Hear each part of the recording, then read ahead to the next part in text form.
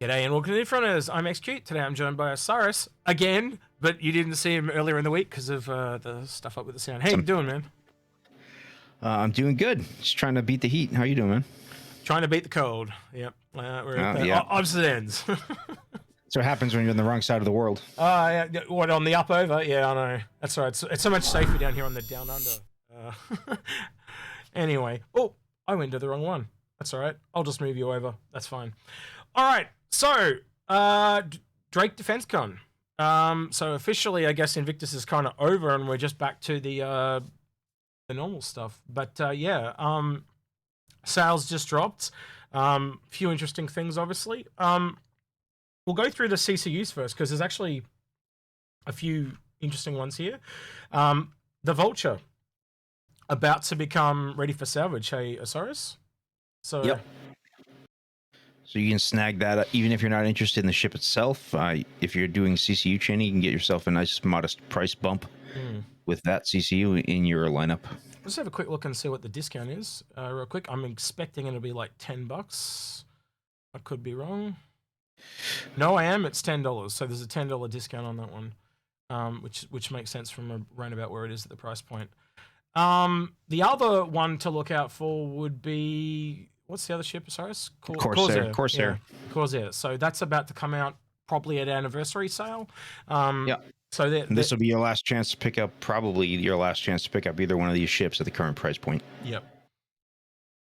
So that's probably where to go from there. All right, let's go back to the beginning, and we'll go through all the ships, and then we'll talk about the Mule. Buccaneer. How do you find the Buccaneer, Osiris? Tell me your thoughts. I like its attitude. I don't like its performance. Yeah, it's not positioned as a light fighter in a competitive place right now. Yeah, it's fun ship to fly though. Again, under $250 type of thing, get it in game. Caterpillar. This is my favorite daily driver. I really like it. It's kind of competes very similar to the Hercules series, but you've obviously got all those modules.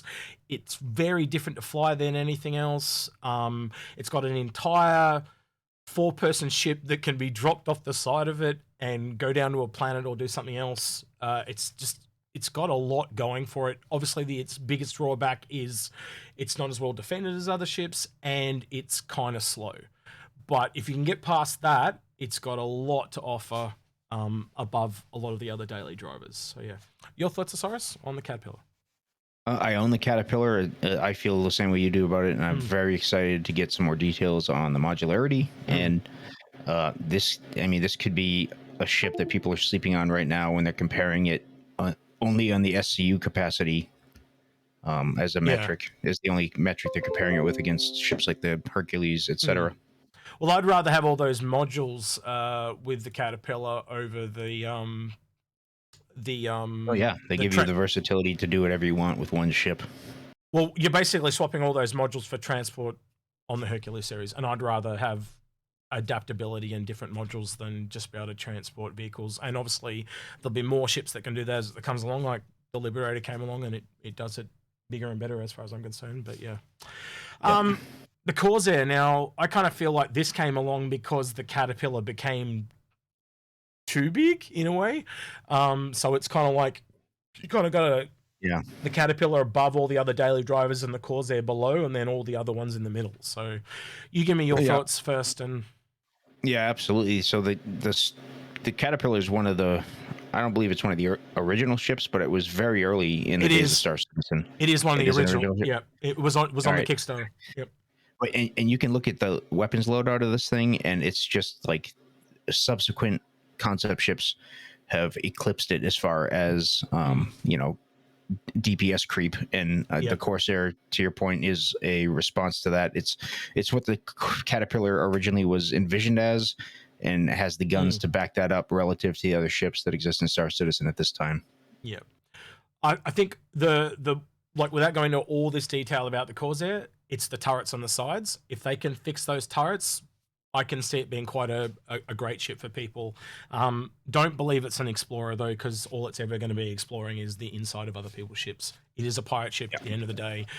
Anything Drake do are all lean towards piracy. So yeah.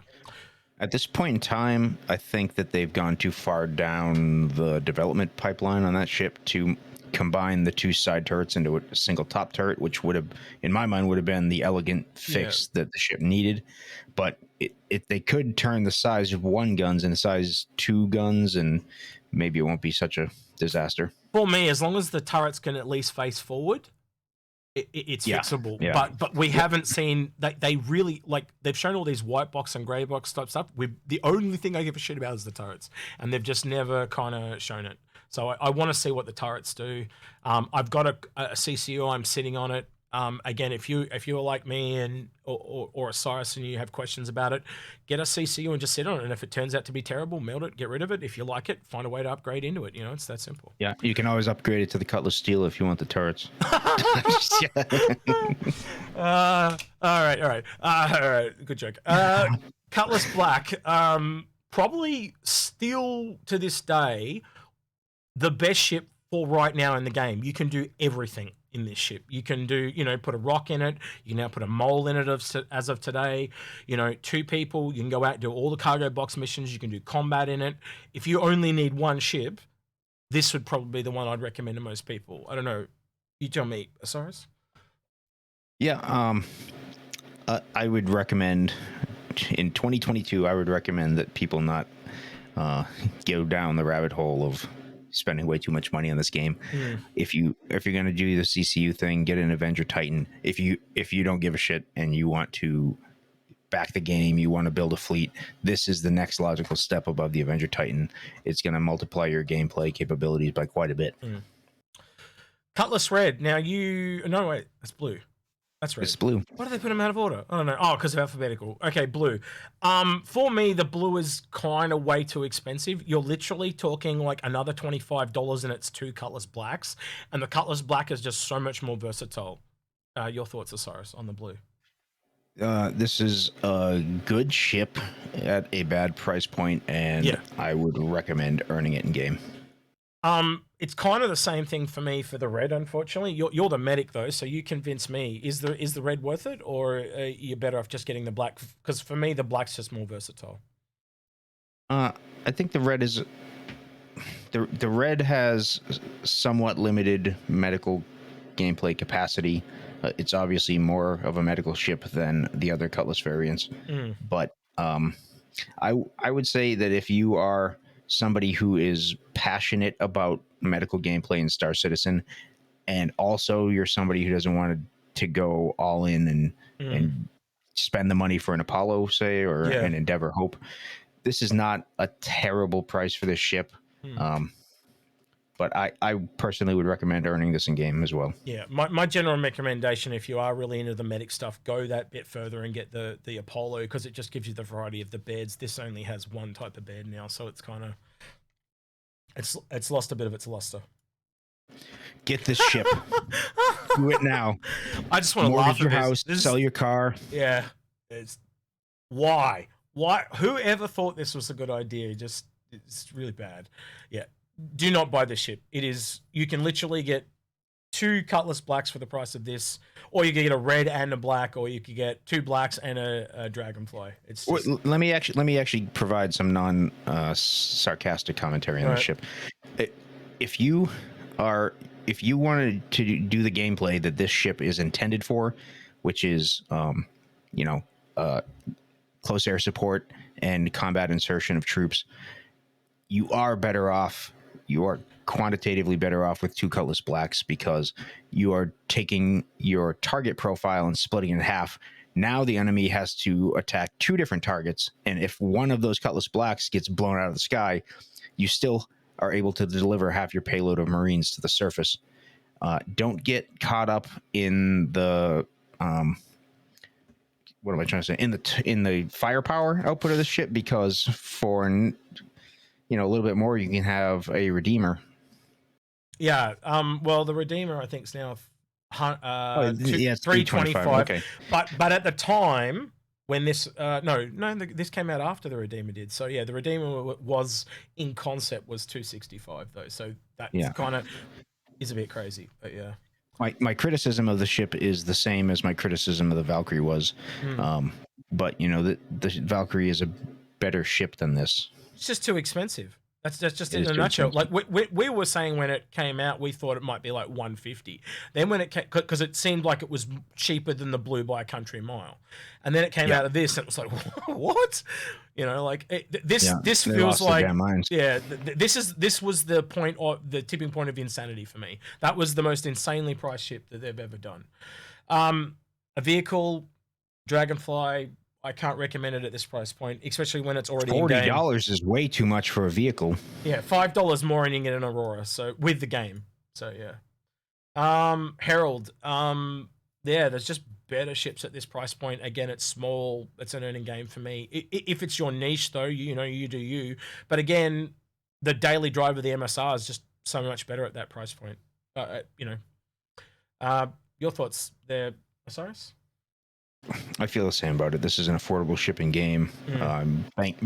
Start with your Avenger, bang out a few missions on a weekend or whatever, and you'll be able to afford this shipping game with UEC. I think this thing's even more undergunned than the Aurora. Like, it just doesn't have guns. It's very fast, though. It's very popular at racing at the moment. A lot of people are getting it for the racing. But yeah. You got to be a little bit crazy if you want to get in a firefight with this ship. If CIG Market is listing, make a racing variant of this, it will sell.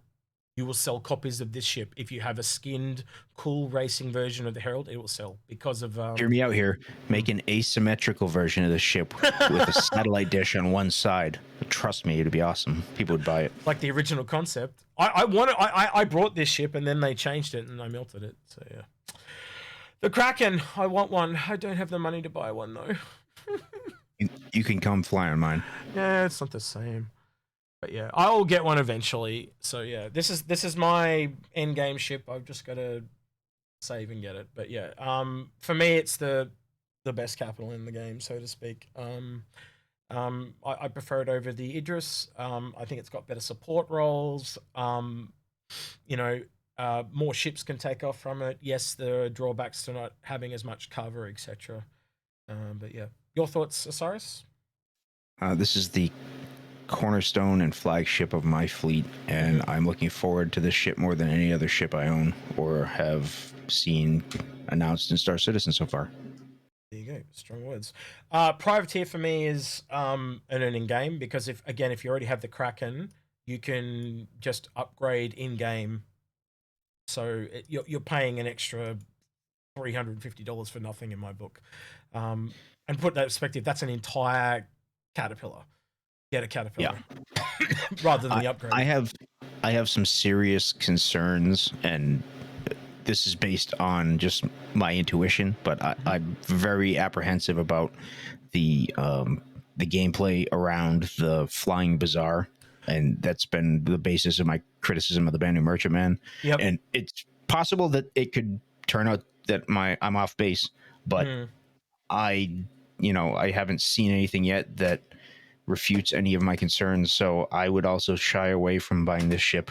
Like Execute said, you can upgrade to it later on in game if you have the base Kraken, and it turns out that I don't know what I'm talking about.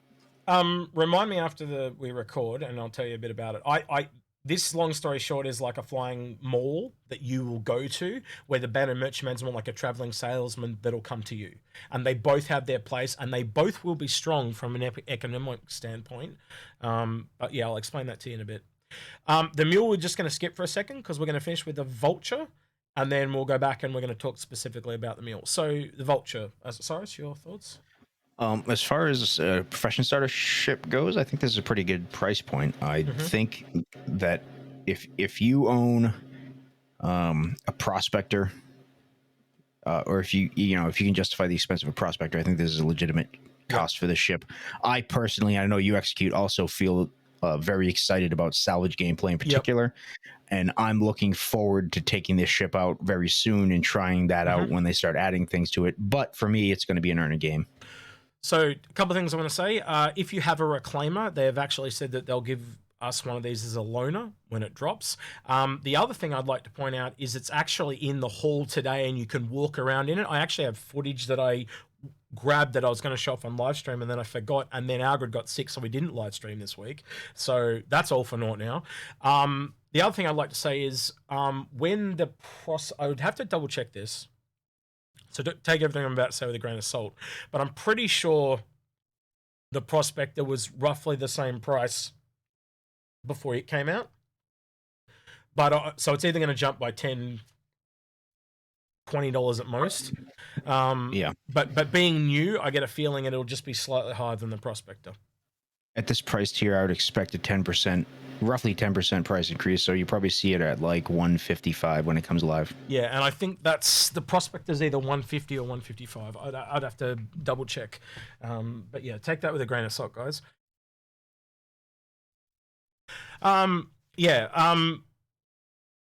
Leading from the Vulture into the Mule, one of the things I do want to say is a lot of people, when they talk about the Mole, the Mule, sorry, not the Mole, the Mule, is they don't think it looks Drake enough. But something I do want to say is if you get a chance to walk around the Vulture in the next couple of days in the hall, I think there is a very big difference between regular Drake, like what we've seen so far, and the Mule and the Vulture coming in as the industrial Drake. And you go inside the Vulture and you walk around the back, there is none of those garbage bag liners on the wall. It is all metal. There is, exposed pipes and stuff, but it is way more upmarket or way more industrial and at a different level to the Drake that we've seen. And I also argue that the Mule, being industrial, falls into that same bracket, and that's why it looks kind of different from what we've seen before. But if you get inside that cab, there are exposed wires and stuff like that, so it's got Drake things about it, but it's just not a Drake you've seen before up until now. So I just want to point that out, because I've heard a lot of people going, oh, this looks Argo or something like that, and it doesn't look Drake. And I actually think it does look Drake, but I had the advantage of seeing this before most people did. So yeah. All right, Drake Mule, Osiris. Give me your thoughts on it. I think it's an interesting little ship. I can definitely see its place in the verse. If you're into any sort of cargo loading, unloading, this is going to be a ubiquitous ship everywhere you go. CIG still, I don't have their sales metrics, so I don't know how much money they make on these concept sales, but I don't know personally anybody, just speaking on the Discord here in the community, who thinks that spending $45 for a ground vehicle is a worthwhile expense when you compare it to the price of, say, an Aurora or a Mustang that you can get for the same price. And even if you needed to have this ship day one in Star Citizen for whatever reason, you still buy that Aurora and Mustang, sell it at the dealership day one, and get a boatload of UEC. You can buy 6 of these things. You'd have plenty of UEC left over. I think no matter what, you and I will agree, a shit ton of these will sell regardless, because at least half of them are going to be the LTI token for this sale. So when I got in it on stream last week with Algrid, there is just something really nice about this vehicle. I can't quite put my finger on it. It's not like the Rock. When I got in the Rock, I found it really weird. When I get in this, it's fun to drive, or it looks nice, or what? It just felt gimmicky. Like when I get in this, like I feel like I'm actually going to use it, because like when I got on the Rock, I'm like, we already had hand mining, we already had ship mining, and I'm just like, why is this even a thing? Like I can hand mine everything with the hand miner. So it's like they were making another slot for mining and then just made a vehicle to go with it because they needed something to sell. So they made like ground mining a thing, and it's like another layer that just didn't need to be there. Felt really kind of artificial. But with this, I can totally see loading and unloading a ship being a thing. Even on IRC, that's coming soon. As soon as they get the cargo refactor in, which, based on the letter from the chairman, the tech that is coming in the foreseeable future, this time next year we could be dealing with manual loading and unloading of cargo. And if you have a ship like the Hull C or something, or you wouldn't use this to load a Hull C because it's a space ship, but on the ground, a Hercules or whatever, this ship will pay for itself easily, in my opinion. I've thought of several scenarios, like down in the caves with a rock, you could have this just driving backwards and forwards constantly, like maybe taking the load of 3 rocks and just dumping them onto the ship and backwards and forwards. The missions where in the caves where you have cargo, and instead of taking 6 boxes, even like right now, 6 boxes, instead of you having to take 6 trips, you can just take 1. I do have one criticism of it, and to me, it seems like a missed opportunity. And you can see in that picture you just scrolled past, where it's holding a box right there in its front forks.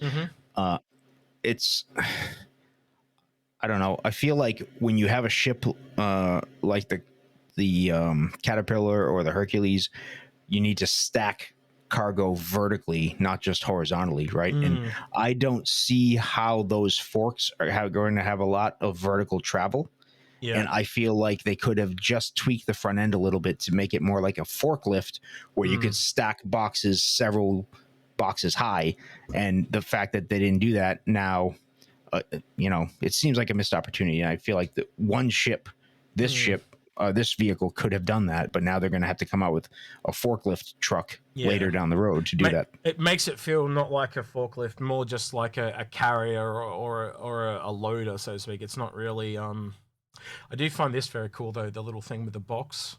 Yeah, how it picks that up, but it really I think pulls it back to a transporter. It doesn't make it a forklift.